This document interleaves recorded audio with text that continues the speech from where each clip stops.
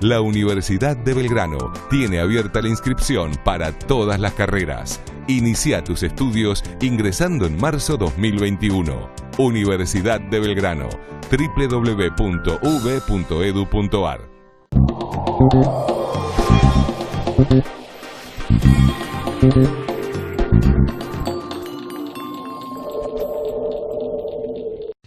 Hola, bienvenidos a Universidad Crítica, el programa creado y conducido por el doctor Avelino Porto. La conmoción nacional, la conmoción mundial por la muerte de Diego Armando Maradona. ¿Quién lo hubiera pensado, quién lo hubiera creído que realmente el pulso del planeta se detuvo, al menos un instante, al enterarnos de la noticia y luego, por supuesto, aquello que deparó la noticia en sí, es decir, la conmoción mundial. Todo el mundo, todas las televisiones, todas las cadenas de radio, todos los diarios le tributaron a Maradona un sentido homenaje. Claro, la división y la discusión, Maradona persona, Maradona futbolista. Maradona, primer gol contra Inglaterra, Maradona, segundo gol contra Inglaterra. Son las dos caras y, en cierto modo, son una metáfora de cómo nos vemos y cómo queremos que nos vean.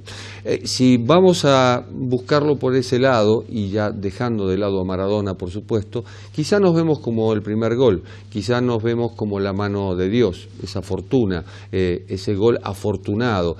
Pensemos también en el contexto, fue 4 años después de la Guerra de Malvinas. Y quizá querramos vernos como el segundo gol, como esa obra de arte, el mejor gol de la historia del siglo XX en realidad. Es el mejor gol que pone a Maradona, al nombre Maradona al lado del nombre Argentina. Maradona, Borges, Cortázar, Favaloro, en fin, tantos, Vilas, Gabriela Sabatini, tantos que podríamos mencionar que representan a la Argentina. Pero como Maradona ninguno, al menos hasta hoy, llegar a cualquier país y decir argentino, Maradona. Y Maradona deparaba, acaso, en algún sitio de guerra, lo digo por experiencia propia, hasta un favor. Si sos argentino, Maradona, y si representás a Maradona, te hago ese favor. Parece mentira, sobre todo porque no todos conocimos personalmente a Maradona, pero nos representó. Quitémosle los defectos, más o menos como decía Fontana Rosa, no importa lo que haya hecho con su vida, importa lo que hizo por mí. Y para una generación en particular, eso fue Maradona, el Maradona de la cancha, y el Maradona, en algún caso, el primer gol contra Inglaterra, en otro caso, el segundo gol. Año particular, este 2020, año de la pandemia. Y en el año de la pandemia vamos a hablar de imagen de los políticos, a ver cómo está el patio, como quien dice. Y también vamos a hablar de economía, a ver cómo sigue esto, y de política, por supuesto. Temas que abordaremos aquí. Y por cierto, cómo nos ven, cómo queremos que nos vean. Nos vemos luego de los siguientes títulos.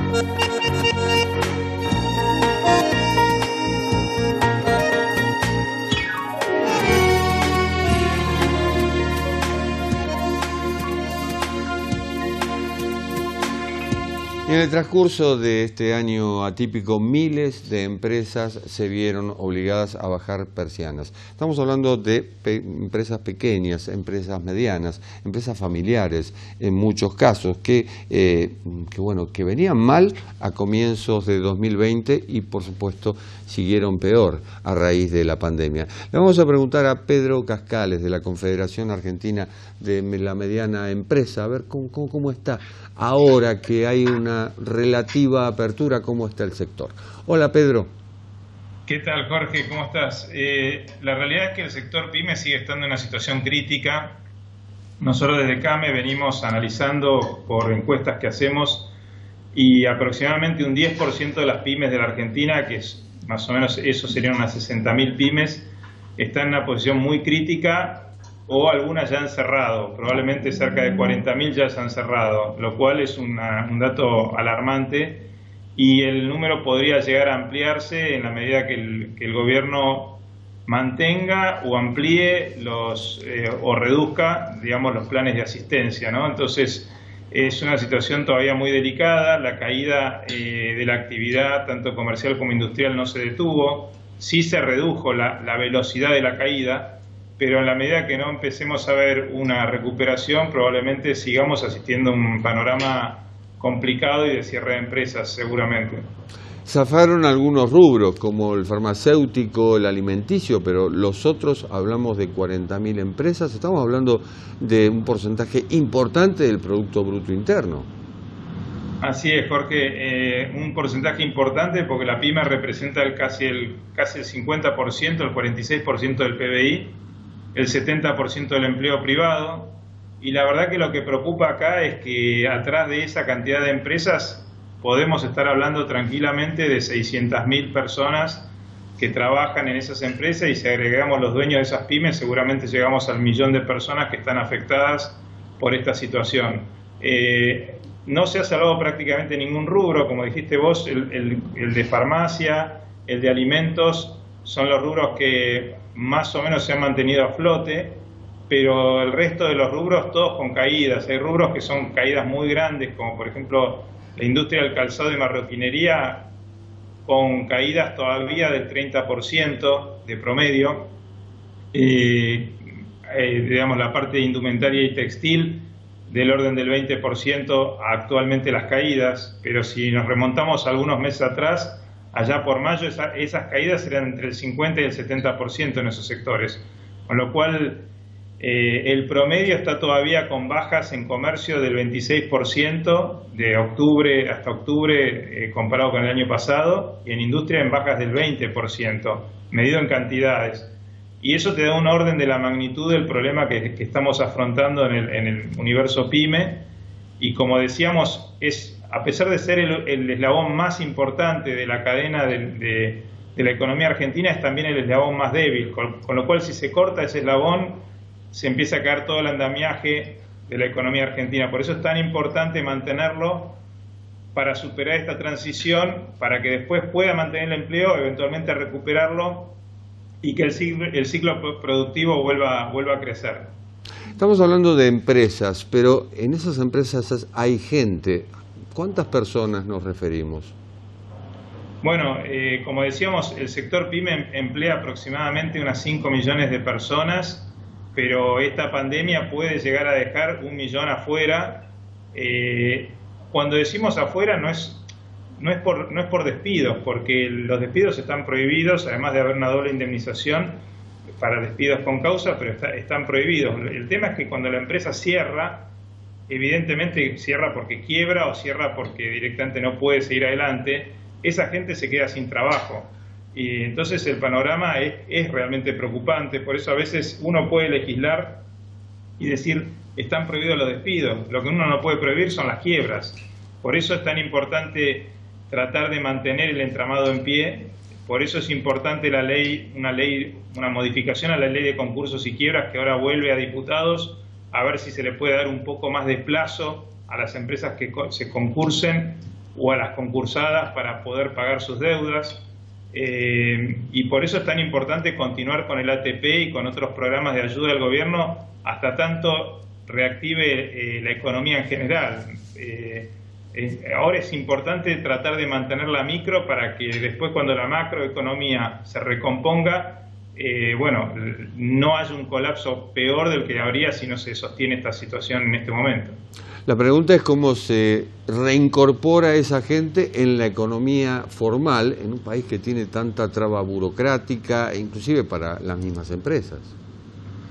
Sí, es muy buena la pregunta. Es el problema que estamos vislumbrando, que no es un problema nuevo, es un problema de larga data en la Argentina, es que hay un 40% de economía informal, de informalidad, y esa gente que se va quedando fuera del sistema, a veces es que la empresa cierra y otras veces se va informalizando. La empresa pasa a la informalidad porque no puede pagar los impuestos, no puede pagar las cargas sociales. Recordemos que Argentina, algunos dicen que es el segundo país con mayor presión tributaria del mundo.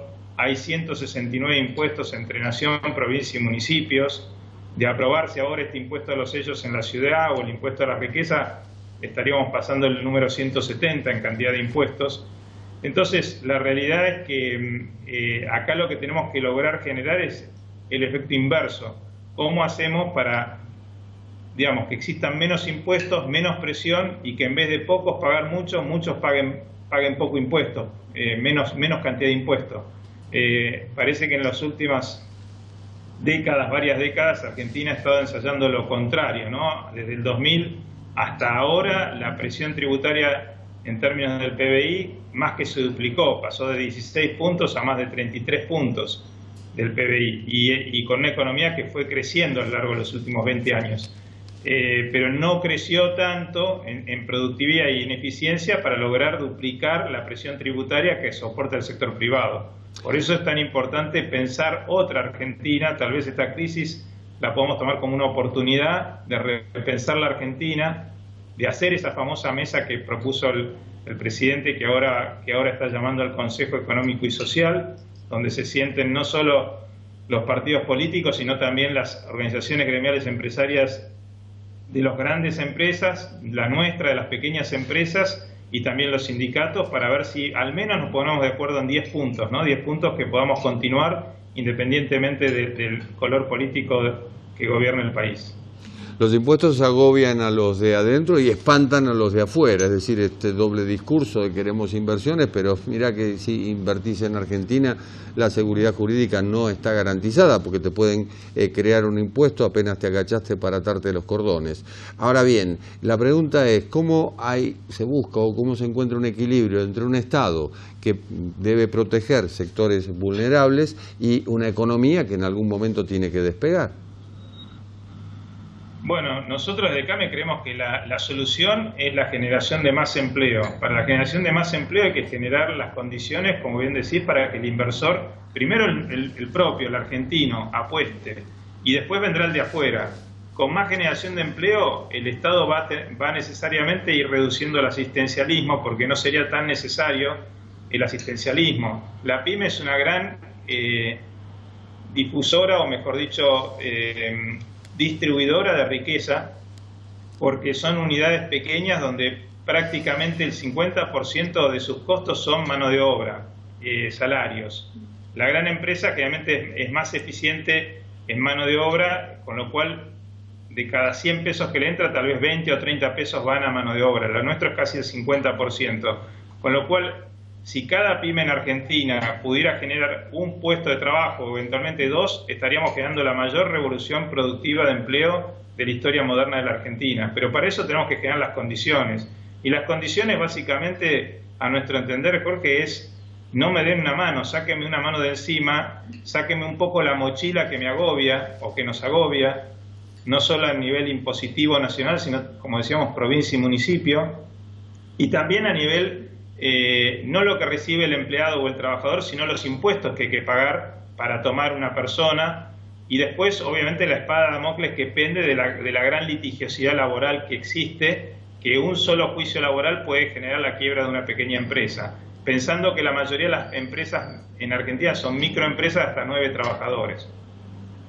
Bueno, Brasil reformó justamente las condiciones laborales. ¿Crees que en Argentina se puede dar algo parecido? A ver, lamentablemente nosotros generalmente terminamos haciendo las reformas cuando no hay más opción, no por voluntad, sino impulsados a veces por las circunstancias. Si todo el mundo va en una dirección y nosotros nos empeñamos en quedarnos en otra posición, bueno, seguramente las inversiones van a ir al resto del mundo, nosotros vamos a ir quedando marginados y cada vez vamos a necesitar más protección y más ayuda para mantener el empleo. Entonces la lógica sería nosotros acompañar la tendencia mundial, lo cual no quiere decir ni precarizar el trabajo ni nada por el estilo, simplemente quiere decir ver cuáles son las nuevas tendencias para poder ayornarnos, ser más competitivos y empezar a repartir riqueza, ¿no? Un poco el ejemplo también sucedió ahora con la ley de teletrabajo, que quedó como una ley vieja ya al nacer, ¿no? Generaron condiciones que a veces son de cumplimiento casi imposible para que tenga aplicación efectiva esa ley. Pedro, un ejemplo, ¿no? ¿Los decepcionó el gobierno de Macri?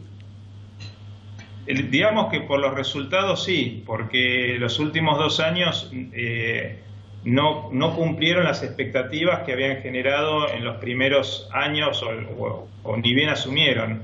Asumieron con una cantidad de promesas y de algunas acciones importantes, como por ejemplo la ley PYME fue un hito importante para nosotros, y hubo otras, ¿no? Por supuesto, sacar el cepo para el comercio exterior, para la transferencia de divisas, que empieza a generar un clima de inversión, pero después eso no se materializó y terminamos en una situación realmente como una de las peores crisis que hayamos enfrentado, con una devaluación no solo importante, sino en un tiempo muy breve, una inflación muy alta y tasas de interés en los últimos años que resultaron impagables para casi todas las pymes. Hoy, dadas las condiciones de Argentina, ¿hay empresarios que quieren radicarse, por ejemplo, en Uruguay, por ejemplo, en Paraguay? Sí, hay empresarios que buscan eso. Generalmente son las empresas más grandes o las medianas grandes. En general la pyme, que es el 80% de las pymes, no tiene esas posibilidades, pero en general las empresas de ya mayor tamaño lo ven con realmente, algunos lo ven y otros lo están haciendo, ¿no? Entonces, y lo hacen porque tienen condiciones más favorables para la inversión que las que pueden obtener acá. ¿Qué impacto tiene el área metropolitana de Buenos Aires en el interior, en el resto del país? Un impacto muy importante, Jorge. Se calcula que por eso también la cuarentena que se fue abriendo en el interior y en el AMBA no, generó un lastre muy fuerte para el interior, para el crecimiento o la recuperación económica del interior. Más o menos se calcula que el 40% de la actividad económica nacional se concentra en el AMBA y para las pymes del interior, como decíamos que en algún momento fueron abiertas las actividades, también se encontraron con restricciones a la hora de suministros, a la hora de ventas, porque AMBA había quedado cerrado y recién ahora AMBA empieza a abrir, y bueno, y a contrario censo, algunos lugares del interior empezaron a cerrar, ¿no? Ojalá que venga un respiro con el turismo, que es lo próximo, digamos. Y el turismo es una actividad muy importante. Desde CAME siempre la hemos priorizado porque además es una actividad muy dinamizadora para las economías regionales, y ahora la gran asignatura que nosotros hemos pedido de CAME es hacer un protocolo unificado a nivel nacional para el movimiento turístico, porque si no prácticamente diríamos que sería inviable si uno quiere realizar turismo con distintos protocolos en distintas provincias. Pedro, muchísimas gracias. A ustedes, Jorge, muchas gracias. Vamos a una pausa, volvemos.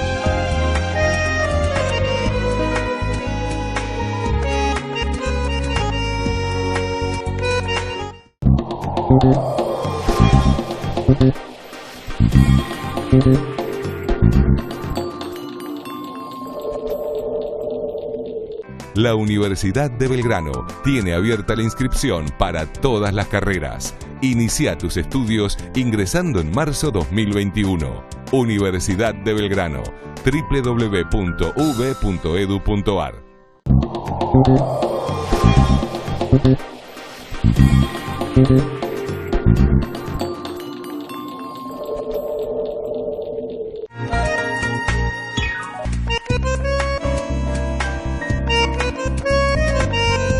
Una radiografía del país. A ver, ¿cuáles son las principales preocupaciones? Pobreza, inseguridad, desempleo, inflación, violencia.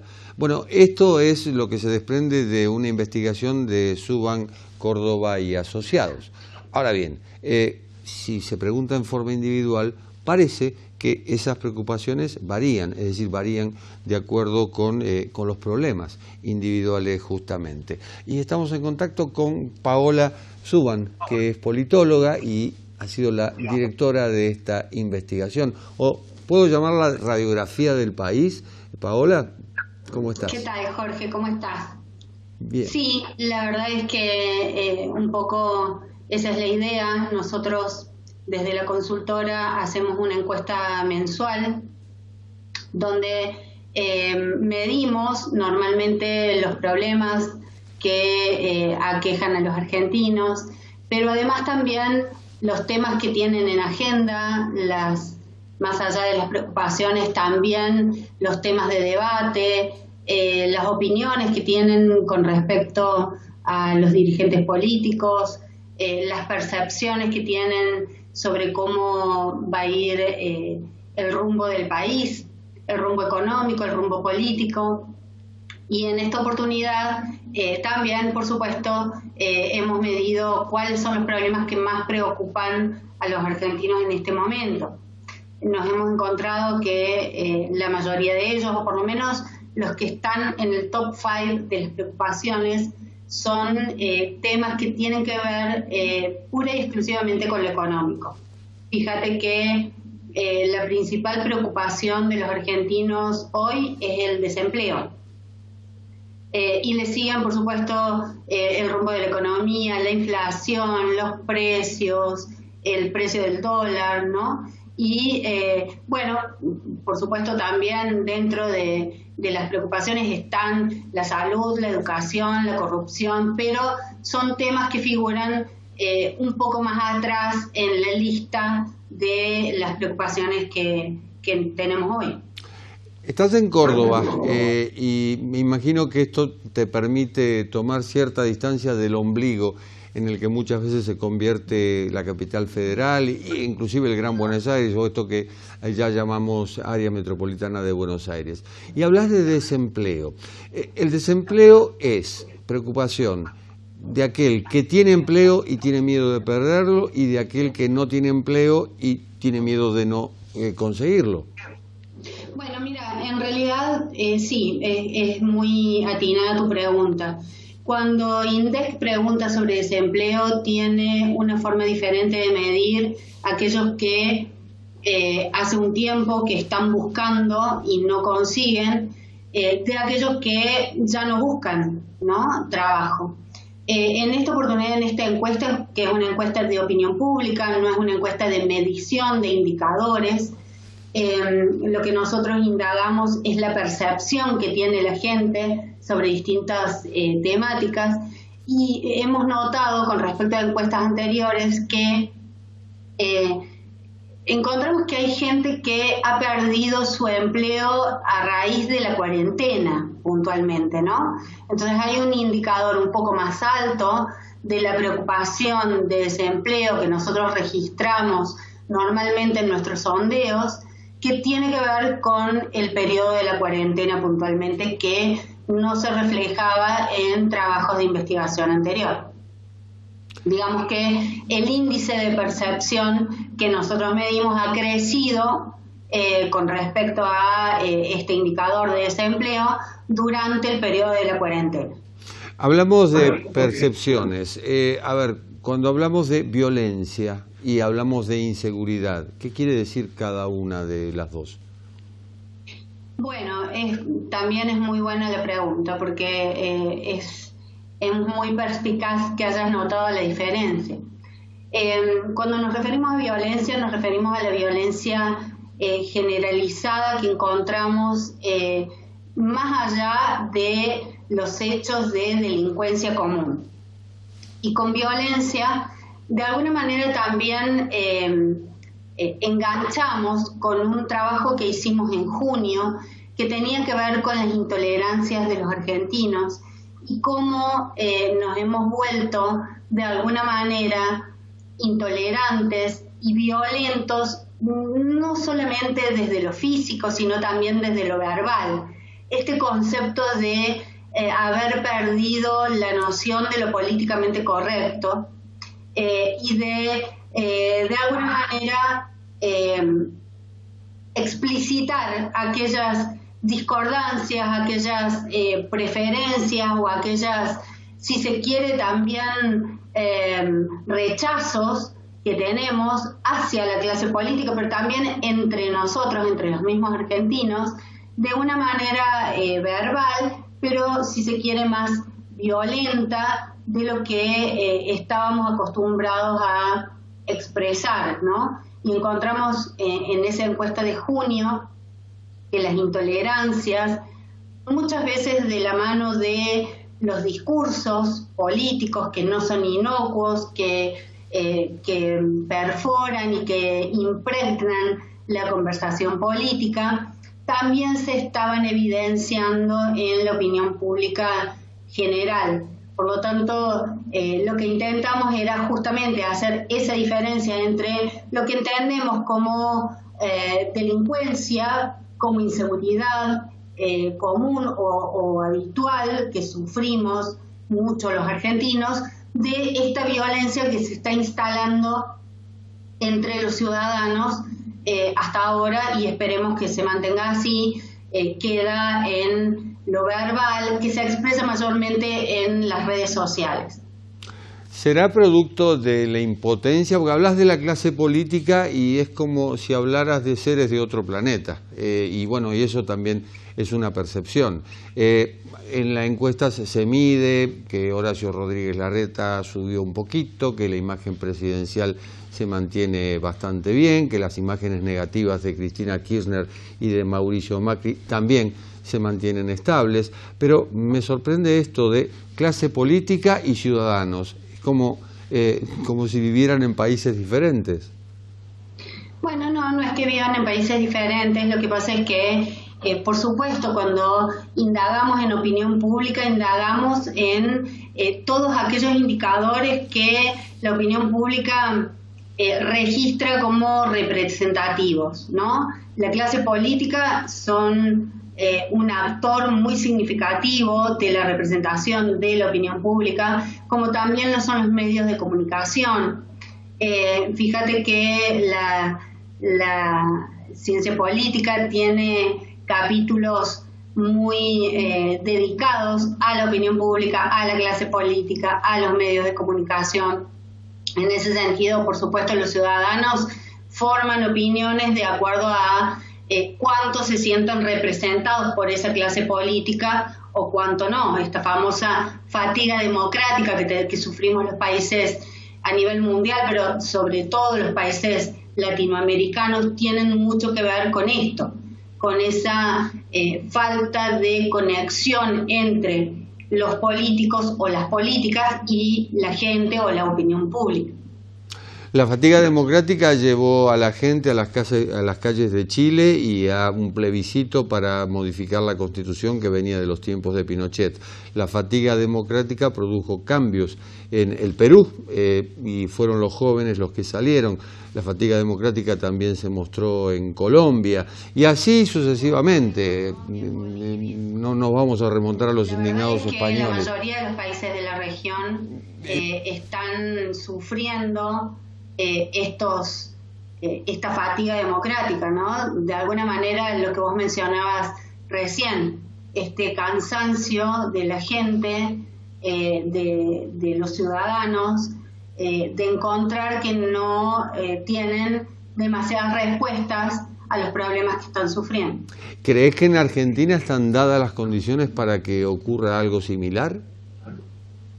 Bueno, por lo menos los indicadores que venimos midiendo hasta el momento, te diría que no se ve en Argentina un indicador demasiado fuerte de que haya algún tipo de manifestación de con esta impronta que hemos visto en el resto de los países latinoamericanos de necesidad de correr al gobierno.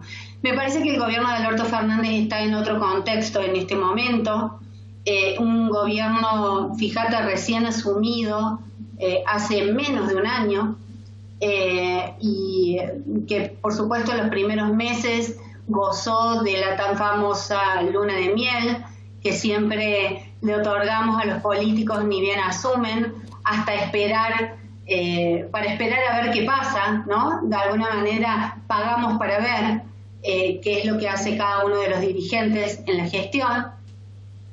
Y después sobrevino la cuarentena. Digamos, en marzo el presidente Alberto Fernández, que había asumido con el 48% de los votos en Argentina, trepó a una imagen positiva de superior al 90%, cosa que la verdad en casi 30 años que tengo de investigación de opinión pública no había visto en otro dirigente en funciones, en ejercicio. Eso fue realmente inédito, pero ya en ese momento hablábamos los investigadores y los colegas analistas políticos de consensos precarios, ¿no? Consensos que tienen que ver con una gestión que se evaluó muy positivamente por parte de la ciudadanía al comienzo de la cuarentena con las medidas de aislamiento, pero que después fue disminuyendo, fue perdiendo consenso, fue perdiendo popularidad, y eso hizo, y algunas otras cuestiones más, algunos errores del gobierno, errores políticos que se traducen en una mala comunicación de gobierno, hicieron que el presidente fuera reduciendo esa imagen, perdiendo prácticamente casi entre 5 y 7 puntos por mes, hasta llegar a una imagen hoy de un 51-52% aproximadamente, que sigue siendo una imagen positiva alta, una imagen positiva que si la comparamos con marzo, bueno, por supuesto ha perdido mucho índice, pero sigue siendo una imagen con un consenso alto, con un consenso incluso mayor a el volumen de votos que el presidente obtuvo en las elecciones. Por tanto, yo creo que todavía tiene un margen de consenso y de apoyo de la ciudadanía muy significativo. ¿Los puntos los pierden más por diferencias internas dentro del Frente de Todos que por la incidencia que pueda tener la oposición? Bueno, eso es un buen punto para analizar. Estamos en Argentina en un sistema bicoalicional desde las últimas elecciones. Nos están gobernando dos grandes coaliciones. Nos hemos vuelto un país no bipartidario, sino bicoalicional. Y esto implica que cada coalición hacia el interior de su espacio tiene un trabajo muy importante, casi tan importante como hacia afuera, de gestión de estos acuerdos y de estos consensos de los que hablaba recién. Eso se dificulta no solamente, como decía, hacia el interior del partido gobernante, y le sucede a la oposición también. Eso es mucho más habitual de ver en sistemas parlamentarios, no en sistemas presidencialistas como el nuestro, pero bueno, es la realidad que estamos atravesando, es lo que los argentinos hemos elegido en las últimas elecciones, y por lo tanto es un sistema que tendrá que probar si funciona, si es adecuado para la política argentina o no, si es adecuado para los espacios que componen la coalición, o si algún otro espacio surgirá por fuera de estas coaliciones para disputar algún espacio de poder o alguna cuota de poder.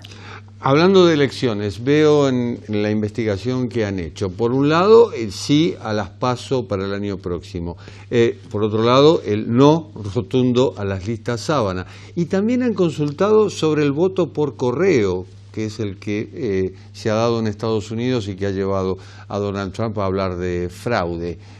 ¿Cómo resumís todo esto? Bueno, pueden parecer a primera vista datos contradictorios, pero no es así. La tendencia a responder en torno a que deberían ser eliminadas las PASO el año que viene tiene que ver con esta imposibilidad de los espacios políticos de utilizarlas adecuadamente. Digo, se las ha utilizado como encuestas plebiscitarias de las gestiones de los oficialismos y de los acuerdos políticos que hacen dentro de la oposición. Nunca se las usó con el fin para el cual fueron creadas, que era de alguna manera transparentar y democratizar la elección de los candidatos hacia el interior de cada uno de los espacios políticos. La política argentina sigue decidiendo las candidaturas a dedo. Sigue decidiendo las candidaturas en una mesa chica, en una suerte de oligarquía partidaria, en la cual los ciudadanos, francamente, no intervienen. Primero teníamos, vos te acordarás, las elecciones internas cerradas. Esas elecciones internas no funcionaron, se prestaban a maniobras de fraude o de elecciones internas no democráticas, bueno, padrones que no reflejaban la realidad de los afiliados de cada partido. Después pasamos a las internas partidarias abiertas, y esa sensación o esa certeza, mejor dicho, de falta de transparencia en la elección de los candidatos continuó, y las PASO venían a resolver estos defectos o estas malas prácticas que tenía la política argentina. Bueno, lo que han probado es que no han podido resolverlo, porque fíjate que la ley de las PASO obliga a la ciudadanía, porque son obligatorias, a participar de las elecciones, pero no obliga a los espacios políticos a presentar variedad de listas. Esto de un debate que tenemos por delante, exactamente, y que tenemos que seguir trabajando sobre esta ley para lograr una representación un poco más democrática. Totalmente de acuerdo. Y esto de las elecciones obligatorias también me parece que debería ser debatido. Paola, ha sido muy amable, muchísimas gracias. No, por favor, un gusto enorme. Igualmente, gracias. Pausa, volvemos.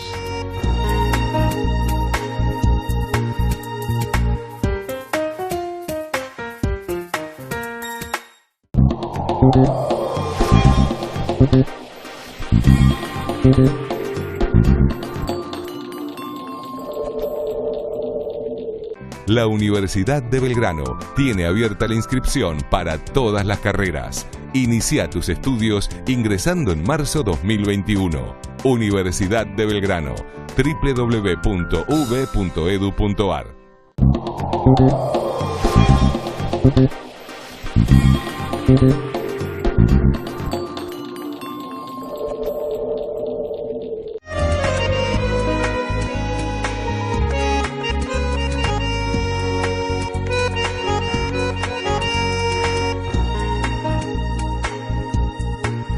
Mal y controvertido, pero estable, señalaba un consultor político en las últimas horas sobre el clima social en Argentina.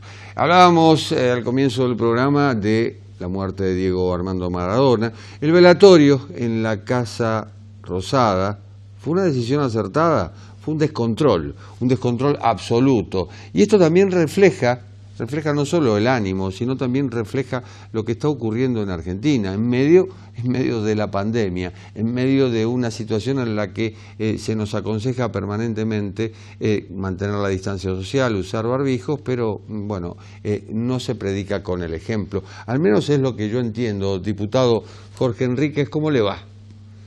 ¿Qué tal? ¿Cómo le va, Jorge? Sí, yo comparto totalmente lo que usted está diciendo. Creo que mientras durante mucho tiempo el caso Solange, por ejemplo, fue muy emblemático, se impidió que las personas pudieran despedir a sus seres queridos. En el caso de Solange era alguien, y con esto no quiero utilizar un golpe de efecto ni mucho menos, el caso de una chica que estaba en una situación terminal, no permitieron que su padre se despidiera de ella. Nosotros hemos impedido, mejor dicho, estamos pretendiendo sancionar una ley que se llame la Ley del Adiós Digno, porque entendemos que con la pandemia no se pueden justificar algunas situaciones que laceran los sentimientos más profundos de los argentinos, como es el despedir a un ser querido, y parece que acá, en el caso de Maradona, todas esas leyes se han violado. Yo entiendo que Maradona es un ídolo popular, yo entiendo que ha sido un excelente jugador de fútbol, uno de los más grandes de la historia del fútbol, pero entendemos también de que el gobierno no puede promover una concentración masiva y sin controles para capitalizar políticamente una muerte, porque de ello se está tratando justamente. Que ustedes piensen que han sido muy excepcionales, yo no recuerdo más que de la muerte de algún expresidente, incluso cuando murió Fernando de la Rúa no se lo veló en la Casa Rosada, sino que se lo veló en el Congreso. Otros presidentes que han fallecido fueron velados o en el Congreso, que es el lugar natural donde reposa la soberanía popular, o en el caso de Kirchner, que también fue un sepelio que la verdad tuvo características cinematográficas.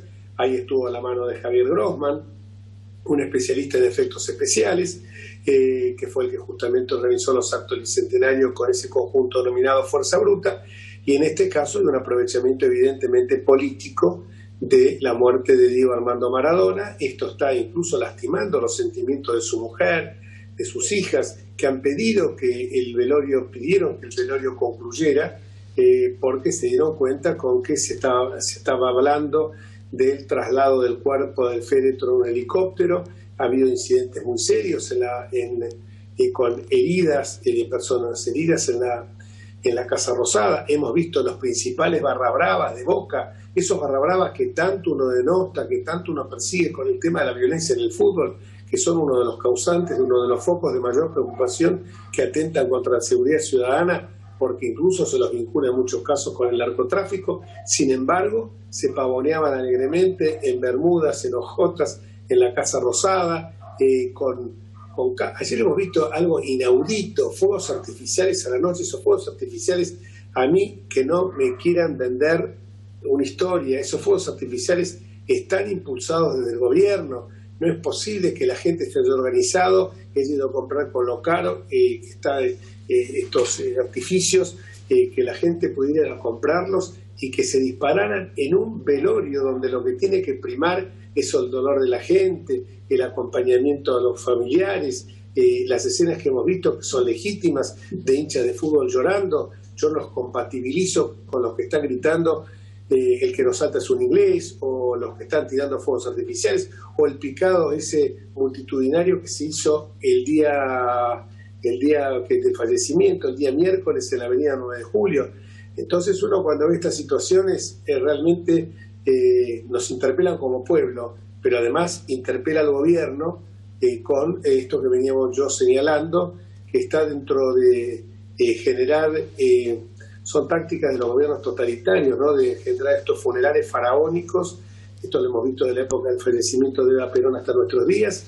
Estas puestas en escena épicas que realmente me parece que no se compadecen con el dolor que uno debe sentir por la pérdida, en este caso, de un deportista, de un astro del fútbol, más allá de las discrepancias que uno pueda tener respecto a sus vaivenes políticos, a sus declaraciones muchas veces estruendosas desde el punto de vista político y también de algunas facetas de su vida, que realmente no se compadecen con lo que uno esperaría de una persona que realmente se comporte como socialmente lo debemos hacer todos. Decíamos al comienzo del programa, cómo nos ven y cómo queremos que nos vean. Quizá nos ven como la mano de Dios, la picardía, la viveza, el primer gol contra los ingleses, pero quizá queremos que nos vean como el segundo gol, es decir, como una maravilla, como el arte, Maradona, Borges, Gardel, Cortázar, Favaloro, que nos vean así. Pero la verdad es que no hacemos mucho mérito para el segundo gol, a veces hacemos más mérito para el primero. Sí, realmente el estar pavoneando durante años que hasta haya canciones que la música popular las consagrara con la mano de Dios famosa, y que esto lo viéramos como la picardía criolla. ¿Y la picardía criolla qué es en definitiva?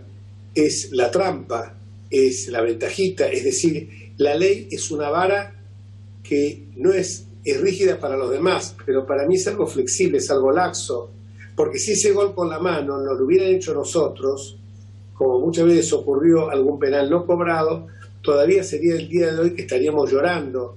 ¿Y por qué si estamos viendo algo que es pícaro, que es tramposo más que pícaro? La picardía me parece que es otra cosa. La picardía es la viveza, pero sin violar normas. Es la viveza dentro de lo que es la inteligencia, la sagacidad, la astucia. Pero esto es trampa. Y esto justamente entender que a mí no me gusta que me lo hagan, pero yo disfruto haciéndosela a los demás, y la viveza criolla, la picardía criolla es lo que después termina en los actos de corrupción. Que la gente no vea, porque muchas veces se dice, cuando uno dice que la corrupción hay que combatirla desde que comienza, cuando el chico está copiándose con el machete en el colegio y uno dice, qué piola, en lugar de estudiar la lección se hizo el machete y se sacó un 10.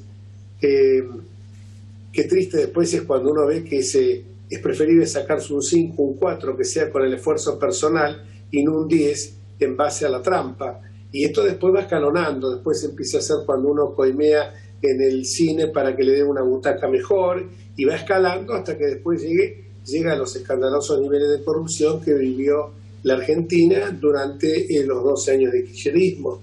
Entonces, esto es lo que a mí me preocupa, y pongo como contrapartida el caso de Cachito Vigil, del entrenador de las Leonas, cuando un gol que se había hecho en una final, en un gol en seleccionado de hockey sobre césped, que lo había hecho viciado de nulidad, fue el capitán del equipo, la capitana del equipo y el director técnico a decirle al juez, ese gol que hicimos nosotros no es válido, no es lícito. Claro, algunos dirán, terminaste segundo y no primero. Sí, pero a la historia va a pasar, sí, en la estadística va a figurar que el campeonato creo que lo ganó, no sé si Holanda o Australia, pero va a figurar de que la Argentina ganó el campeonato más importante, que es el campeonato del fair play, la decencia y la honestidad. Un premio a la honestidad, justamente. Usted mencionaba a Abigail, a Solange. Abigail es el otro caso, es el de Santiago del Estero, el papá cargándola, pobrecita, con un tumor en la pierna. Pero el caso de Solange, 33 años, cáncer, estaba en Córdoba, no dejaron ingresar al padre, no dejaron ingresar a la tía, los escoltaron, los humillaron para volver a Neuquén y finalmente murió. Mencionamos dos casos, pero también está el caso de aquellos que están en la frontera, fíjese cómo se lo digo, de Formosa, que son 8.500 que no pueden entrar en su propia provincia. A ver, y esto comparado con el velatorio multitudinario de Maradona en la Casa Rosada. Bueno, ¿cómo se explica? Bueno, se explica en un gobierno de que entiende lo que yo le decía recién, que la ley es una vara rígida para nosotros, para los demás, para nosotros, es una vara rígida para nosotros y no para el gobierno. Fíjese que lo hemos visto desde que comenzó, mientras a la gente se la confinaba de una manera medieval, porque así se combatían las pestes en el medioevo, hace 4 siglos atrás, con la gente que quedaba aislada en su casa y que después se pasaba a recoger cadáveres, porque era así, por las casas, volviendo, y sin embargo, en el primer momento vemos al presidente abrazándose con Infran, justamente con Infran, que ahora pretende instaurar algo que está abolido por la Constitución Federal de 1853, que es que no existan fronteras ni aduanas interiores. Y fíjese que hasta nosotros estamos hablando ya de fronteras y no como tendríamos que denominar a las demarcaciones jurisdiccionales, que son límites, no son fronteras. Las fronteras se conocen, pero ya lo estamos internalizando, que hasta usted y yo recién dijimos fronteras. Fíjese, Jorge, hasta lo que hemos llegado, que ya lo empezamos a aceptar como algo que es válido. Y cuando uno ve la gente, y sobre todo cuando la Corte Suprema, que tendría que haber impuesto lo que los abogados llamamos el imperium, y haber dicho el gobernador de la provincia de Formosa no tiene que aplicar estas normas que son violatorias de la Constitución, atenta contra la libertad de circulación, contra la libertad de trabajo, con el derecho a la salud, como ha pasado en este caso, bueno, Abigail es Santiago del Estero y Tucumán, pero como ha pasado con gente que no puede, y la Corte que dice le da 15 días de plazo. Entonces yo me pongo a pensar, la justicia es la ratio última del sistema constitucional, es la razón última del sistema constitucional. Hoy la justicia le tiene miedo a Cristina, le tiene miedo al poder político, porque tenía que haber dicho, se abre inmediatamente. Eso es lo que tiene que hacer una Corte Suprema. Sin embargo, acá no se hizo eso. Vemos que esta defección, que en muchos casos es una defección estratégica del Poder Judicial, se viene dando con llamativa frecuencia. Hablando de la justicia, está en debate el nombramiento del Procurador General. ¿Usted cómo lo ve? Lo veo como una aberración jurídica desde todo punto de vista. La Constitución reformada en el 94 estableció claramente que el Ministerio Público, a la vista de lo que después sería el sistema acusatorio, es prácticamente un cuarto poder. Hoy ya no podemos hablar del poder legislativo, judicial y ejecutivo, sino que tenemos que hablar del Ministerio Público. ¿Por qué? Porque el Ministerio Público no es más el apéndice que era en otras épocas, que era una dependencia de la Secretaría de Justicia. Hoy el Ministerio de Justicia en la Nación, y mucho más en la Ciudad de Buenos Aires, tiene un potente rango de ser quien promueva la defensa de la legalidad de los intereses de la sociedad. ¿Qué es entonces el Ministerio Público? El Ministerio Público es como una suerte de abogado de los intereses generales de todos nosotros. Es el que tiene que promover la defensa de nuestros intereses, y acá se lo trata de que quede reducido a la categoría de un ministerio más, que se lo pueda designar con una mayoría simple. Y acá estamos yendo contra convenciones internacionales, las que hablan de independencia judicial, de lucha contra la corrupción, la Convención de Palermo, que se refiere al crimen organizado, todas ellas, ¿qué es lo que nos dicen? Claramente, que no puede funcionar un principio que se ha incorporado en los últimos años con bastante vigor en el campo del derecho constitucional y de los derechos humanos, que es el principio de no regresividad. ¿Qué significa esto? Que cuando se alcanzan ciertos estándares, que en el caso del Procurador General es 2/3 de los integrantes del Senado, y no una mayoría simple. ¿Por qué 2/3? Porque 2/3 obliga a buscar, a consensuar una figura que revista los caracteres de independencia, porque la Constitución, eso sí lo dice, debe ser, no dice el sistema de designación, pero lo ha equiparado a la Corte cuando habla de que tiene independencia funcional y autonomía y autarquía financiera. ¿Qué significa esto? Que tiene que estar absolutamente independiente de todos los poderes, tiene que ser un órgano extrapoder, y así lo diseñó la Constitución, porque es el encargado en definitiva que va a llevar adelante la lucha contra la corrupción. Fíjese que en un país donde la unidad de información financiera y donde la Oficina Anticorrupción han defeccionado, los tengo denunciados penalmente, tanto a Carlos Cruz como a Félix Kraus, porque han defeccionado en causas como Tesur y Los Sauces, en un gigantesco plan de impunidad que está en el juzgado de la doctora Capuchetti, sucesora del tristemente célebre juez Norberto Yarvide. Sin embargo, en muchas de las esa mega causa, en muchas de las conexidad que tienen otras causas, han sido rechazadas sin límite, ni siquiera se ha escuchado el requerimiento fiscal de Carlos Stornelli, que es justamente el fiscal que está a cargo de estas actuaciones. Ahora, fíjese que dentro de todo, le estoy hablando de Carlos Stornelli, un fiscal independiente. Si mañana se modifica esa ley del Ministerio Público, que es grave en cuanto a la designación, de que aminora los requisitos para designar al Procurador General, yo le cuento que para destituir a cualquier fiscal del país, cuando a la autoridad política de turno no le guste, que lo haga por una simple mayoría ocasional que exista en el Senado para destituirlo, o quizás solamente con el Consejo Evaluador, porque están introduciendo figuras raras para poder destituir a sola firma a aquellos fiscales que no se domestican, que no fallan conforme los requerimientos del poder político. Entonces la situación es sumamente grave. Estamos deteriorando, porque, como yo digo, por más que estemos en contra de la reforma judicial, es más grave esto que quieren hacer con el Procurador General que la reforma judicial. División de poderes que le dicen y que hay que respetarla, por supuesto. Diputado, ha sido muy amable. No, el agradecido soy yo y bueno, a disposición como siempre, y un saludo enorme al doctor Porto, que es el alma mater de esta querida Universidad de Belgrano. Que pronto lo veamos no solamente a través de las redes sociales, sino que lo veamos con esa potencia, con ese vigor, tanto académico como intelectual, que siempre lo ha caracterizado. Se agradece en nombre del doctor Avelino Porto, que es por supuesto el creador y el conductor de este espacio de Universidad Crítica. Concluimos por hoy, nos reencontramos en la próxima. Chao.